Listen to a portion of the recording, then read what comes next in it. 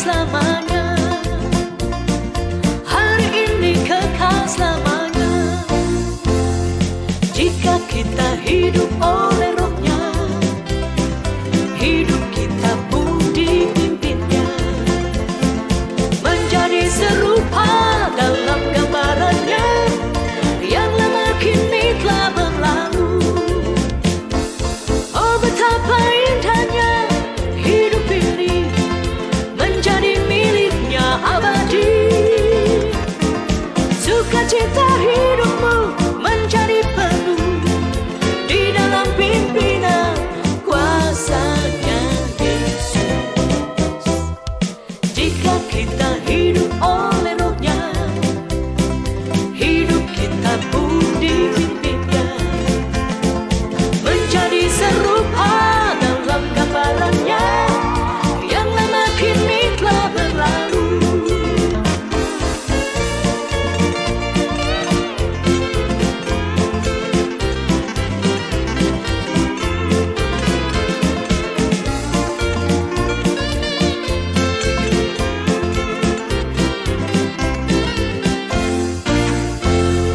Hiduplah engkau dalam Roh-Nya yang memimpin dalam kebenaran.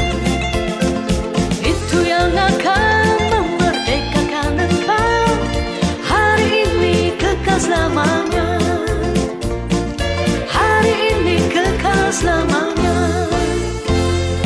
Jika kita hidup oleh Roh-Nya, hidup kita pun dipimpinnya, menjadi serupa dalam gambarannya. Yang lama kini telah berlalu.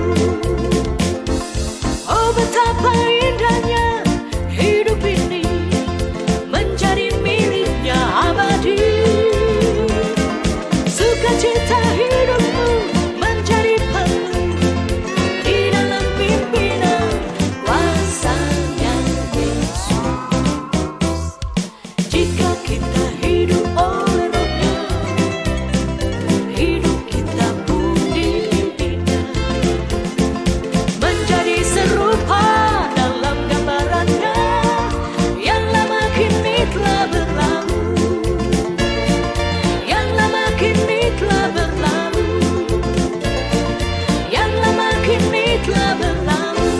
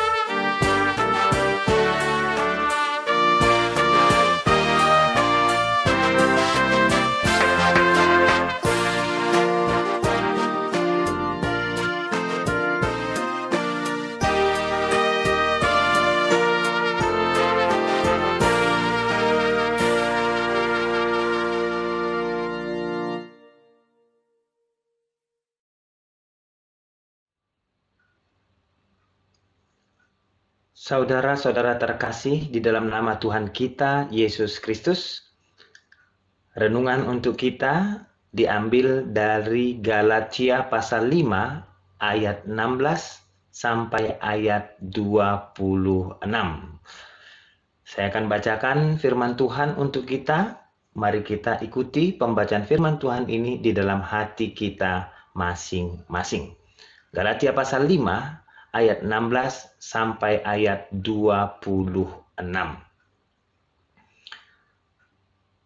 Maksudku ialah, hiduplah oleh roh, maka kamu tidak akan menuruti keinginan daging. Sebab keinginan daging berlawanan dengan keinginan roh, dan keinginan roh berlawanan dengan keinginan daging. Karena keduanya bertentangan, sehingga kamu setiap kali tidak melakukan apa yang kamu kehendaki. Akan tetapi, jikalau kamu memberi dirimu dipimpin oleh roh, maka kamu tidak hidup di bawah hukum Taurat. Perbuatan daging telah nyata, yaitu percabulan, kecemaran, hawa nafsu, penyembahan berhala, sihir, perseteruan, perselisihan, iri hati, amarah, kepentingan diri sendiri, percideraan, roh pemecah, kedengkian, kemabukan, pesta pora, dan sebagainya. Terhadap semuanya itu, kuperingatkan kamu, seperti yang telah kubuat dahulu, bahwa barang siapa melakukan hal-hal yang demikian, ia tidak akan mendapat bagian dalam kerajaan Allah. Tetapi buah roh ialah kasih, sukacita, damai sejahtera, kesabaran, kemurahan, kebaikan, kesetiaan, kelemah lembutan, penguasaan diri. Tidak ada hukum yang menentang hal-hal itu. Barang siapa menjadi milik Kristus Yesus, ia telah menyalibkan daging dengan segala hawa nafsu dan keinginannya. Jikalau kita hidup oleh roh, baiklah hidup kita juga dipimpin oleh roh. Dan janganlah kita gila hormat. Janganlah kita saling menantang dan saling mendengki. Demikianlah pembacaan firman Tuhan kita. Bapak, Ibu, saudara-saudara yang terkasih di dalam nama Tuhan kita Yesus Kristus. Di ayat 1 sampai ayat 12, ada kelompok dengan pengaruh Yudaismenya yang ingin memperhamba jemaat Galatia kepada suatu sistem religius atau suatu gaya hidup religius yang baru bagi mereka. Jemaat ini dulunya hamba bagi pagan, dan sekarang mereka hendak dibuat menjadi hamba bagi Yudaisme. Paulus mengatakan kepada mereka bahwa Injil sudah memerdekakan mereka. Karena itu, jangan mau diperhamba lagi. Mereka bukan hamba lagi kepada organisasi manusia. Mereka bukan hamba lagi kepada sistem manusia. Tetapi sekarang mereka adalah hamba kepada Tuhan untuk mengasihi Tuhan dan juga untuk mengasihi manusia. Tentang kemerdekaan Alkitab, Bapak Ibu saudara terkasih, kemerdekaan versi Alkitab adalah kemerdekaan dari, bukan kemerdekaan untuk. Sekali lagi, kemerdekaan dari bukan kemerdekaan untuk. Sebelumnya, mereka semua dipengaruhi oleh Adam yang lama, yang penuh dengan keberdosaan. Tetapi sekarang mereka sudah dipengaruhi oleh Kristus, yang karenanya mereka sudah punya pilihan. Sekarang mereka ada di dalam Kristus, sekarang mereka ada di dalam Roh. Mereka sudah punya pilihan berubah dari aku sebelumnya, berubah dari milikku ini sebelumnya, berubah dari diri sendiri ini sebelumnya. Sekarang menjadi melayani, mengasihi, dan mengampuni. Ini satu jenis kemerdekaan yang baru yang mereka terima datang di dalam Yesus Kristus. Bapak, Ibu, saudara-saudara terkasih, mari kita sadari tentang gerak orang-orang yang ingin memperhamba ini. Gerak perhambaan ini. Tentu kita semua sangat senang, sangat suka datang ke gereja. Kita bisa berdoa kepada Tuhan, kita menyanyikan nyanyian pujian kepada Tuhan, kita mendengarkan firman Tuhan yang sangat kita butuhkan dalam hidup ini. Tapi sadarkah kita, persoalan penting yang sering kita hadapi adalah bagaimana cara kita hidup, bagaimana gaya hidup kita. Bagaimana kita berbicara, kita berpikir, bagaimana kita memperlakukan orang lain. Kita tahu persis, yang namanya kekristenan itu bukan hanya 2 jam per minggu. Kekristenan itu bukan hanya di gereja, tetapi kekristenan itu 24 jam di dalam 7 hari. Itu durasi kekristenan. Artinya setiap waktu, seumur hidup kita, gejala kekristenan harusnya tampak dalam hidup kita pribadi lepas pribadi. Kemerdekaan Kristen sedang diganggu oleh upaya perhambaan dari beberapa kelompok. Selanjutnya, Bapak Ibu saudara terkasih, firman Tuhan dalam Galatia 5 ini juga menampilkan kepada kita adanya pergumulan jemaat yang sedang dihadapi, adanya pergumulan gereja ketika itu. Ini menyangkut inti dari pesan buah roh yang ditekankan dalam firman Tuhan ini. Paulus menjelaskan kepada jemaat itu, mereka saling menggigit, saling menekan. Waspada, waspada, awas. Jangan sampai kalian saling membinasakan. Rupanya inilah realita di dalam jemaat Galatia yang disapa oleh Paulus. Dan melalui realita jemaat Galatia ini, kita bisa melihat melalui pengalaman kita bersama-sama. Ini juga realita dari gereja kita dalam tahun-tahun kebelakang ini. Tetapi apa yang menarik Bapak Ibu Saudara, yang menarik adalah Paulus di sini berbicara kepada orang-orang gereja. Ini bukan orang-orang penyembah berhala. Surat ini dialamatkan kepada jemaat, kepada gereja. Tapi justru orang-orang di dalam gereja, mereka menggigit, mereka menelan, dan bisa menjurus kepada saling membinasakan antara sesama saudara yang satu dengan yang lain. Jika kita mau agak turun ke bawah di dalam ayat 26, Paulus mengangkat pergumulan jemaat juga di sana. Disebut di sana gila hormat. Disebut di sana saling menantang, saling mendengki. Ini pergumulan gereja, jemaat ketika itu.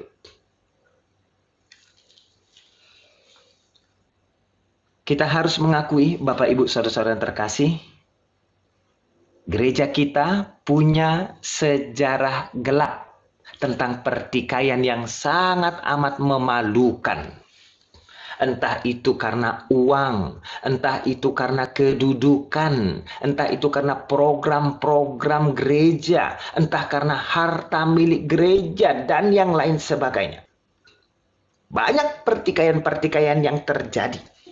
Pertikaian-pertikaian itu telah membentuk kepribadian kelompok-kelompok yang ingin mendominasi gereja, sehingga terjadilah keributan ataupun pertikaian. Beberapa orang bersatu ingin mengendalikan gereja. Kami ingin melakukan program ini dengan cara kami sendiri. Atau sebaliknya, mereka bersuara, meski program ini sudah disetujui oleh gereja, kami ingin program ini tidak boleh dilaksanakan. Itu keinginan kami. Bapak Ibu saudara terkasih, apapun yang kita perhatikan, apapun yang sudah kita rasakan selama ini, saya ingin mengingatkan kepada kita bersama-sama. Sadarlah, gereja bukan milik saudara ataupun milik saya. Gereja bukan milik kelompok saudara atau kelompok saya. Baik saya dan juga saudara, kita hanyalah pelayan yang dipercayakan Tuhan. Tugas-tugas pelayanan untuk kita lakukan. Kita harus sadar, Bapak Ibu saudara terkasih, saya dan saudara, kita sama-sama berdiri di hadapan Tuhan. Dan untuk semua yang kita perbuat, untuk semua yang kita katakan, itu semua akan kita tanggung jawabkan di hadapan Tuhan yang memiliki gereja itu, sang empunya gereja itu. Sekarang kita masuk ke dalam ayat yang pertama dalam firman Tuhan saat ini, yaitu ayat 16.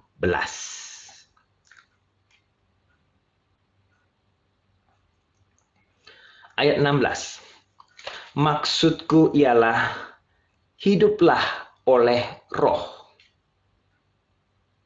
maka kamu tidak akan menuruti keinginan daging. Hiduplah oleh roh, maka kamu tidak akan menuruti keinginan daging. Bapak Ibu saudara terkasih, ini bukan berarti bahwa saudara tidak akan mengalami masalah lagi. Ini bukan berarti bahwa hidup kita akan gampang ke depan sesudah kita berjalan di dalam roh, hidup di dalam roh. Justru waktu ketika saya menerima Yesus, sejak saya menerima Yesus, yang namanya konflik, yang namanya permasalahan mulai berdatangan ke dalam hidup saya. Hidup saya secara pribadi, hidup keluarga saya, bahkan hidup dalam pekerjaan saya atau perkuliahan saya, dimanapun saya berada. Semua itu akan datang kepada saya.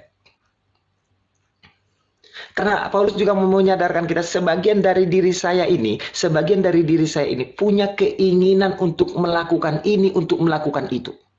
Dan sebagian lagi dari diri saya tahu persis apa yang dikehendaki Tuhan.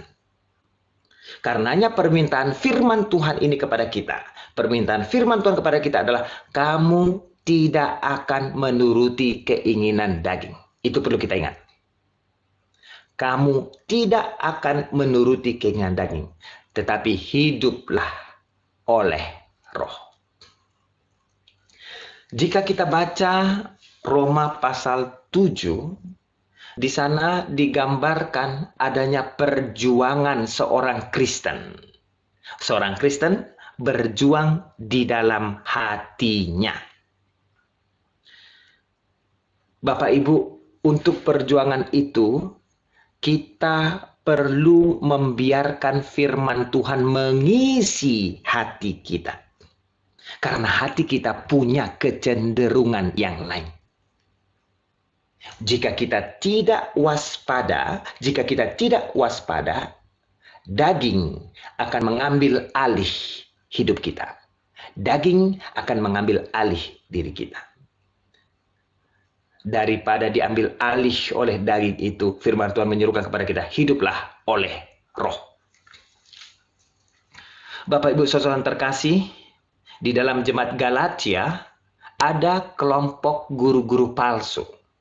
Dan mereka ini menekankan Anda selamat oleh perbuatan baik. Paulus katakan dengan tegas, tidak. Itu tidak benar. Anda selamat oleh karya Yesus Kristus dan Roh Kudus. Perhatikan baik-baik. Anda selamat oleh karya Yesus Kristus dan karya Roh Kudus. Anda tidak bisa selamat tanpa karya Yesus Kristus. Anda tidak bisa selamat tanpa pekerjaan Roh di dalam diri Anda. Ingat, Bapak Ibu Saudara terkasih, ingat, perhatikan baik-baik. Saudara percaya itu adalah pekerjaan Roh di dalam diri Anda. Ingat, iman dan perbuatan itu seperti dua sisi uang logam. Di mana ada iman, di situ ada perbuatan baik. Baik iman dan perbuatan baik, semua itu adalah karya Roh di dalam diri kita. Karenanya melalui ini kita diajak, kita tidak menjalani hidup Kristen dengan mengandalkan perbuatan baik. Perbuatan baik bukan fokus komitmen kita mengikut Kristus. Tetapi sebagaimana kita selamat oleh karya Yesus dan Roh Kudus dalam diri kita, kita harus menjalani kehidupan Kristen di dalam Roh juga. Sekarang pertanyaannya, apakah saya bisa menghasilkan buah Roh itu dengan cara saya mengalahkan kedagingan saya dari diri saya sendiri? Tentu jawabnya adalah tidak. Kita tidak mampu melakukannya. Berjalan bersama Tuhan di dalam tuntunan Roh, itu yang membuat kita bisa menghasilkan buah Roh. Berjalan bersama Tuhan di dalam tuntunan Roh, itulah jawabannya. Karenanya Bapak Ibu, kita butuh untuk berlutut di hadapan Tuhan, berdoa kepada Tuhan, belajar firman Tuhan, dan yang penting menyerahkan diri sepenuhnya kepada tuntunan Roh Tuhan. Supaya Roh itulah yang mengendalikan diri kita untuk menghasilkan buah Roh. Apa sasarannya? Kemana tujuannya? Tentu tujuannya adalah sebagaimana yang Alkitab kita katakan kepada kita. Kita menjadi serupa dengan Kristus. Bagaimana cara kita untuk mencapai itu? Itu yang sedang dijelaskan Paulus kepada kita melalui nats ini.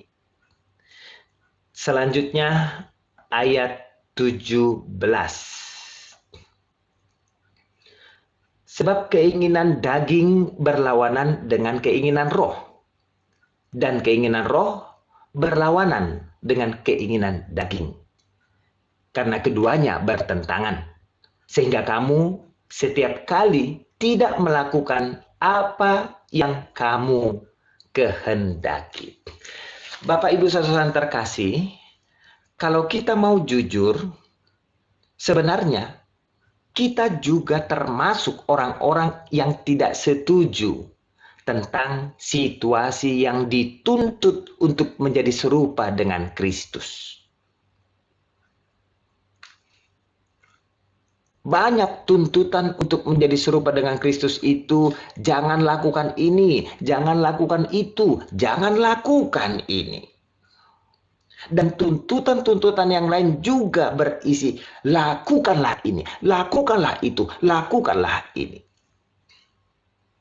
Dalam hal ini, Bapak Ibu saudara, ada kalanya kita tidak setuju kepada tuntutan itu. Kita tidak setuju kepada tuntutan jangan, sehingga kita melakukan apa yang dilarang. Kita juga tidak setuju kepada tuntutan lakukan ini, lakukan itu, sehingga kita tidak melakukan apa yang diperintahkan Tuhan. Kita pernah, atau bahkan sampai sekarang kita masih sering tidak setuju dengan tuntutan itu yang mengarahkan kita untuk menjadi serupa dengan Kristus.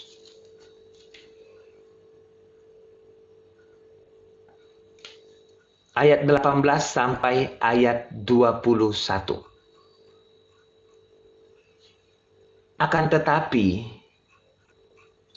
jikalau kamu memberi dirimu dipimpin oleh Roh, maka kamu tidak hidup di bawah hukum Taurat.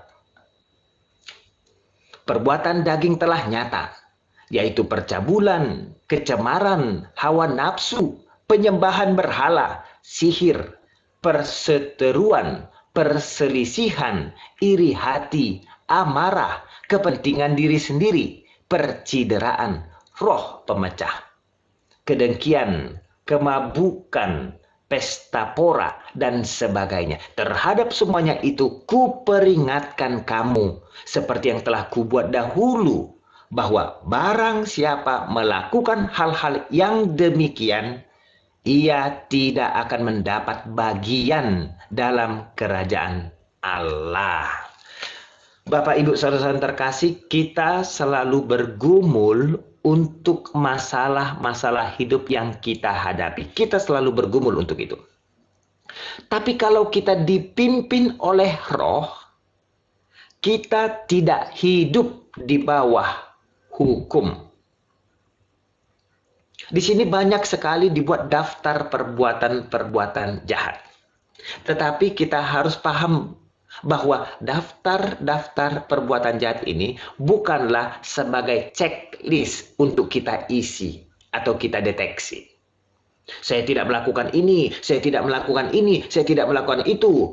Saya tidak melakukan semua, berarti saya bisa masuk surga. Bukan itu sasarannya. Daftar perbuatan-perbuatan jahat yang ditampilkan di sini mau menunjukkan kepada kita jalan hidup orang yang tidak serupa dengan Kristus. Daftar-daftar ini mau menunjukkan kepada kita jalan hidup orang yang tidak dituntun oleh Roh, sehingga kita bisa mendeteksinya. Ini seharusnya bukan jalan hidup yang kita pilih. Daftar-daftar yang ini. Ada penekanan dalam daftar-daftar itu. Barang siapa melakukan hal-hal yang demikian, dia tidak akan mendapat bagian dalam kerajaan Allah. Kita tentu bisa sependapat bahwa gaya hidup seseorang itu bisa mengungkapkan apa isi hatinya. Isi hati kelihatan dari buahnya, dari gaya hidupnya. Kita memang harus bergumul dengan dosa, meski kita sudah ditebus. Sekali lagi Bapak Ibu, saya katakan, kita memang harus bergumul dengan dosa, meski kita sudah ditebus. Tetapi, hidup kita tidak boleh memiliki karakter dosa. Hidup kita tidak boleh dicirikan dengan hal-hal dosa. Saya bacakan kepada kita 1 Yohanes 3 ayat 6 dan ayat 9. 1 Yohanes 3 ayat 6 dan ayat 9. Ayat 6, karena itu setiap orang yang tetap berada di dalam Dia tidak berbuat dosa lagi. Setiap orang yang tetap berbuat dosa tidak melihat dan tidak mengenal Dia. Ayat 9. Setiap orang yang lahir dari Allah tidak berbuat dosa lagi, sebab benih ilahi tetap ada di dalam Dia, dan ia tidak dapat berbuat dosa karena ia lahir dari Allah. Bapak Ibu, apakah ini berarti jika Anda tetap berbuat dosa, maka Anda bukan orang Kristen? Jika seperti itu pemahamannya, ya tentu kita semua sudah lama keluar dari gereja. Kita semua sudah lama bukan menjadi orang Kristen lagi. Jika seperti itu pemahamannya. Tetapi bukan seperti itu adanya. Firman ini mau menunjukkan kepada kita, firman ini mau menyadarkan kita sehingga kita mengambil komitmen, sehingga kita mengambil keputusan atas dasar inspirasi dari Roh. Firman ini mau mengajak kita untuk merenungkan, Bapak Ibu Saudara terkasih, hidup saya saat ini dicirikan oleh apa? Hidup saya saat ini didominasi oleh apa? Rohkah yang ada di sana? Atau kedagingan? Firman ini bukan hendak mengatakan orang Kristen tidak akan melakukan dosa lagi. Bukan itu. Orang yang sudah ditebus tidak akan melakukan kesalahan lagi. Pasti hidup kudus. Bukan itu yang mau dikatakan. Tapi bagi orang-orang yang beriman, proses untuk menjadi serupa dengan Kristus itu sudah dimulai sejak perjumpaannya dengan Kristus. Roh yang menuntun kita kepada Kristus.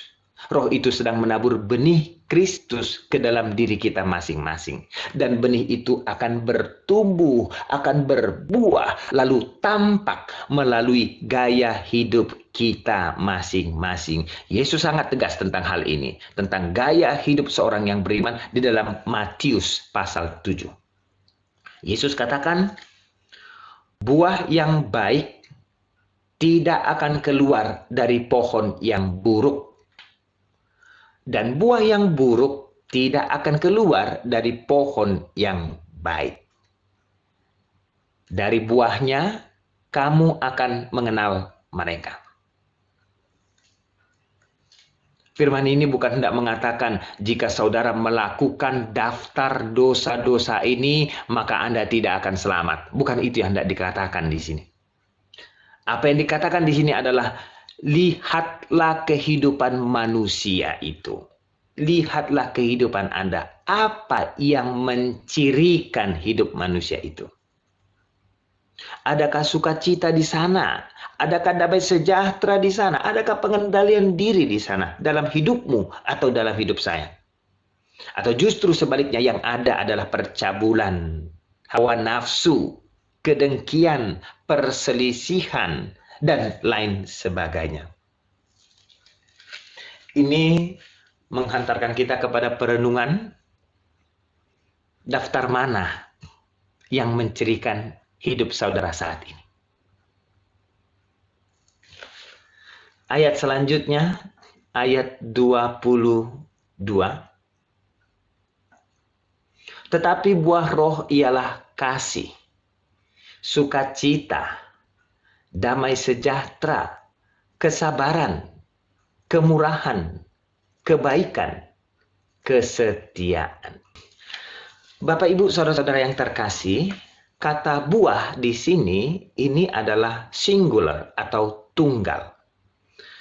Ada orang yang beranggapan tunggal atau singular ini ibaratnya seperti satu tandan pisang, ya, seperti satu, ya, atau seperti satu kelompok buah, seperti itu.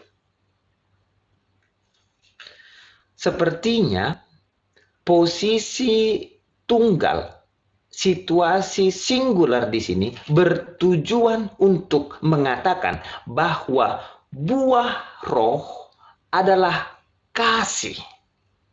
Sebagai yang pertama disebut dalam daftar ini.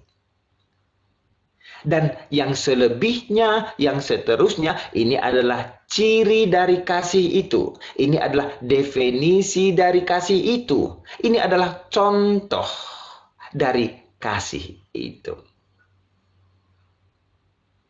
Bapak Ibu, tentang kasih. Kata kasih di sini adalah agapao. Kata yang dipakai Alkitab untuk kasih ini adalah analogi teologi untuk kata Ibrani atau perjanjian lama chesed yang diartikan sebagai loving kindness atau kasih sayang. Ini adalah kasih yang tanpa balas, tanpa syarat, tanpa embel-embel. Ya. Contohnya kesetiaan Tuhan kepada perjanjian. Apapun yang terjadi, kasih, hesed Allah itu tetap ada. Sehingga Bapak Ibu dari sisi manusia, kasih ini mencakup. Nah, saya sudah ditebus. Saya sudah dibeli oleh Yesus Kristus. Karenanya saya bukan milik saya sendiri lagi. Saya sudah menjadi milik Dia yang membeli dan menebus saya. Kasih. Saya sudah dibeli dengan harga yang sangat mahal, maka saya harus memuliakan Tuhan dengan segenap tubuh saya, akal, pikiran, kekuatan saya. Kasih. Sekarang saya punya Tuhan yang baru. Artinya saya tetap di posisi sebagai hamba, tapi saya bukan hamba untuk dosa lagi. Ini adalah cakupan dari kasih itu. Cakupan dari kasih, kita hidup dengan status anak di dalam keluarga Tuhan. Tetapi sekaligus juga kita adalah hamba bagi Tuhan dan juga hamba kepada sesama kita manusia. Inilah cakupan kasih itu. Selanjutnya, sukacita. Sukacita di sini tidak tergantung kepada situasi yang kita hadapi, tetapi tergantung kepada hubungan kita dengan Yesus Kristus yang menebus dan membeli kita. Karena itu Bapak Ibu Saudara-saudara terkasih, selama hubungan kita kepada Yesus tetap dekat atau bahkan semakin erat, selama hubungan kita semakin baik, tidak ada yang bisa merampas sukacita itu dari kita orang-orang beriman. Masalahnya ada pada bagaimana hubungan saudara dengan Kristus, bagaimana hubungan saya dengan Kristus. Damai sejahtera. Tentu damai sejahtera ini adalah pekerjaan roh di dalam hidup kita dan juga banyak hal yang bisa mempengaruhi damai sejahtera itu dalam diri kita. Salah satunya yang bisa mempengaruhi adalah bagaimana cara pandang kita. Bagaimana cara pandang kita melihat segala sesuatunya. Cara pandang kita haruslah baru, didasarkan kepada pewahyuan firman Tuhan, perjanjian lama dan perjanjian baru, bukan didasarkan atas keadaan.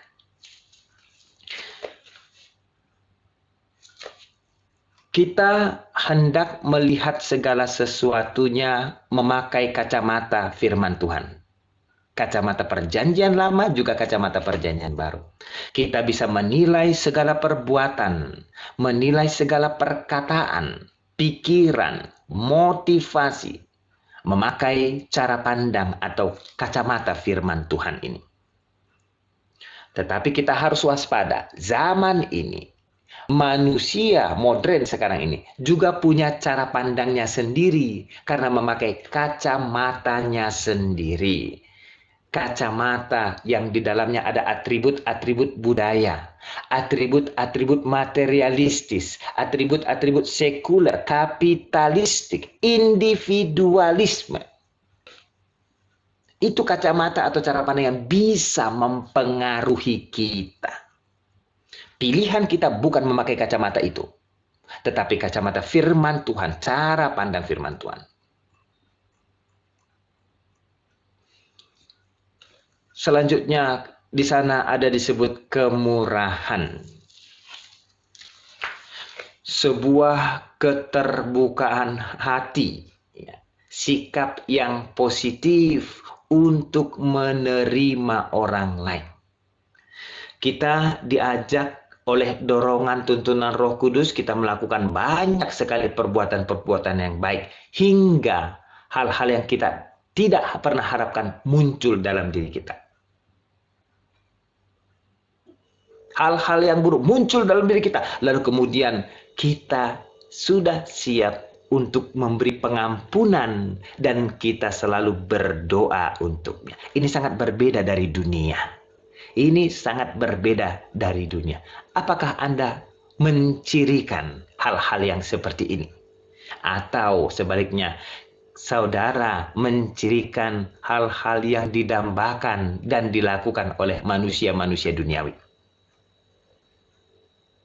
Kesetiaan, ada loyalitas, bisa dipercaya. Pengendalian diri, ini menarik Bapak Ibu Saudara terkasih, ibarat seekor kuda yang dikendalikan oleh penunggangnya dengan memakai tali yang dipegang oleh penunggangnya. Tentu kita sama-sama paham dan tahu, setiap kuda yang dipakai atau ditunggangi, kuda itu sudah ditaklukkan dalam tanda kutip. Kuda itu sudah dilatih untuk melakukan apa yang diperintahkan oleh si penunggang kudanya.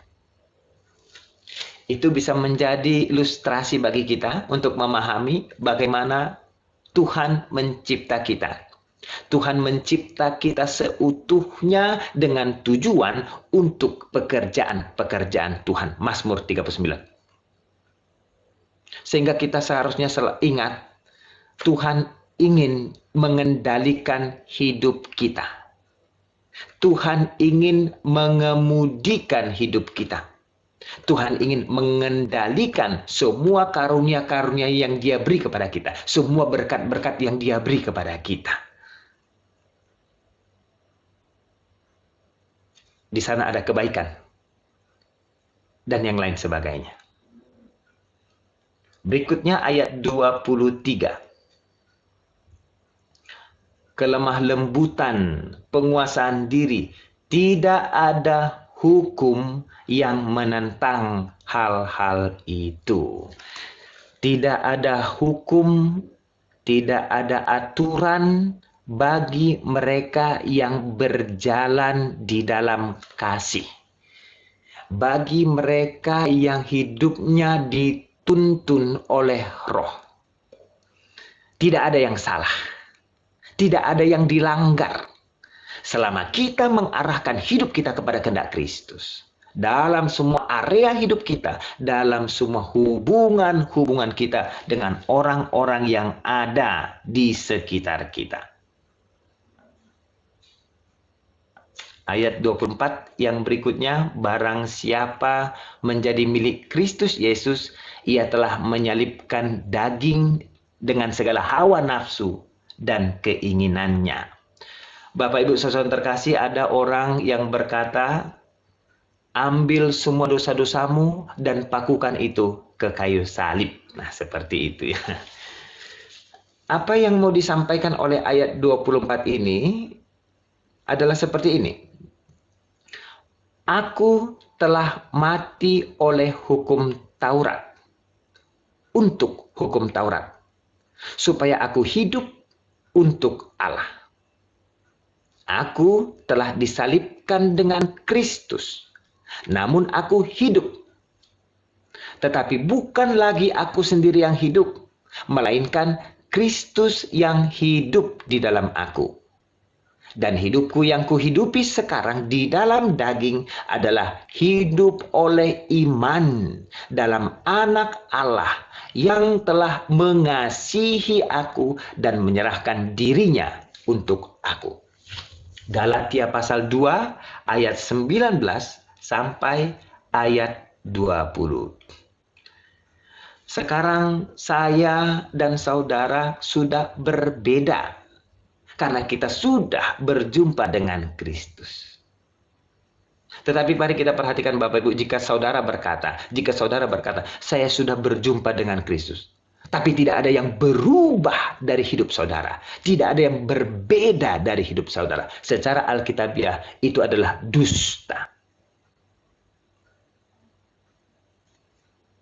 Kita tahu, saya tidak selamat karena siapa saya.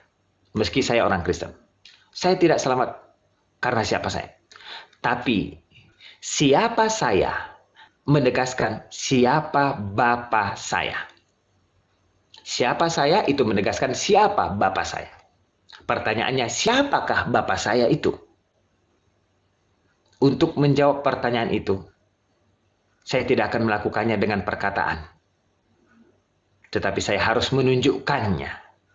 Siapa Bapa saya itu? Ayat yang terakhir, ayat 25 dan ayat 26. Jikalau kita hidup oleh roh, baiklah hidup kita juga dipimpin oleh roh. Ini mirip dengan Roma pasal 8, ayat 26. Dan janganlah kita gila hormat. Janganlah kita saling menantang dan saling mendengki. Jangan gila hormat, jangan saling menantang, jangan saling mendengki.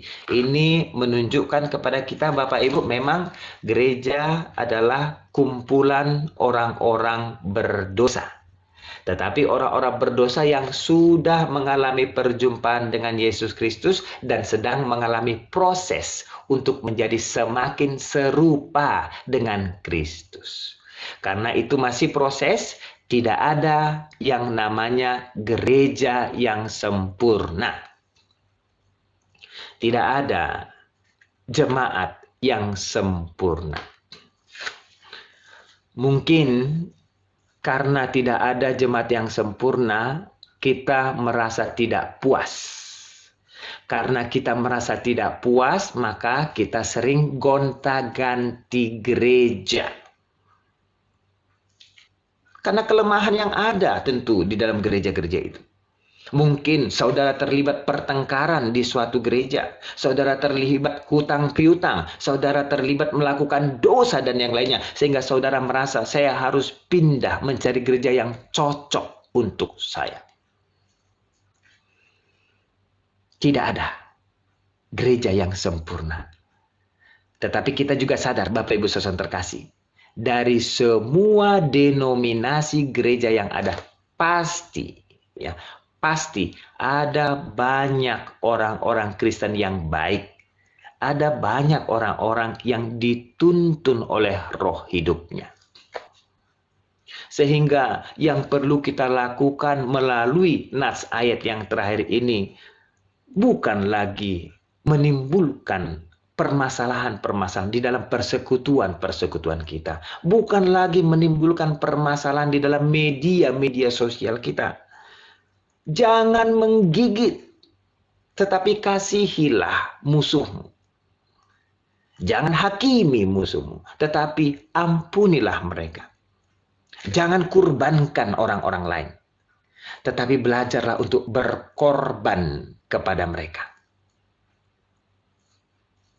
Di mana Anda tinggal menetap, olahlah tanah itu, sehingga tanah itu menjadi tanah yang subur untukmu. Di mana Anda berdiri, cintailah langit di atasmu. Karena tanah dan langit itu adalah milik Tuhan. Sebagaimana saya dan saudara adalah juga milik Tuhan. Kita tidak sempurna. Tuhanlah yang sempurna. Karena itu kita yang tidak sempurna ini hendak dituntun oleh roh. Hiduplah di dalam roh. Supaya kita bersama-sama menjadi semakin serupa dengan Kristus. Selamat menjalani hidup yang dituntun oleh roh. Jangan lupa hidup yang dituntun oleh roh. Sehingga kita bisa menjadi semakin serupa dengan Kristus. Amin.